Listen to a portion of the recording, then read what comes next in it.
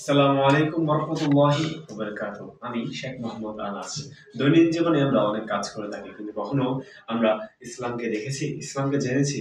হ্যাঁ, হয়তো অনেক সুযোগ আসছে আমাদের সামনে ইসলামকে জানার, কিন্তু আমরা কখনো ইসলামকে ডিপলি ভেবে দেখিনি। আসুন আজকে ছোট্ট একটি কোরআনের আয়াত নিয়ে আলোচনা করি। আল্লাহ সূরা ৩ এর ৩ নম্বর আয়াতে বলে দিয়েছেন, লাকাদ খালাকনাল ইনসানা ফি আহসানি তাকওয়িম। আজকে আমরা যে যুগ মধ্যে পতিত হয়েছি সেটি হলো জেনজি এর যুগ। আমরা সবাই জেনজি। আমরা জেনজিরা মানুষের যে বডির আকার আকৃতি এটাকে নিয়ে কথা বলতে কিন্তু দুইবারও ভাবি না।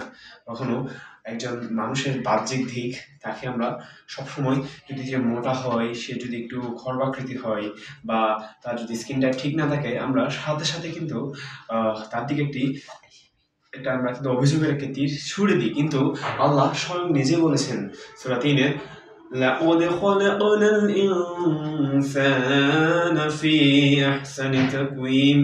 লাকাদ আমি, খলাকনা সৃষ্টি করেছি, ইনসান মানুষকে, ফি ধারা, আহসানি তাকওয়িম অর্থাৎ সর্বোত্তম সুন্দরতম গঠনে আল্লাহ আমাদেরকে সৃষ্টি করেছেন। অর্থাৎ এখানে কারো হক নেই আপনাকে অসুন্দর বলার। তাই আজই প্রতিরোধ করুন যে আপনাকে বা আপনার দিকে তীর ছুঁড়েছে তাকে এই আয়াতটি একবার শুনিয়ে দিলেন। আসসালামু আলাইকুম ওয়া রাহমাতুল্লাহ।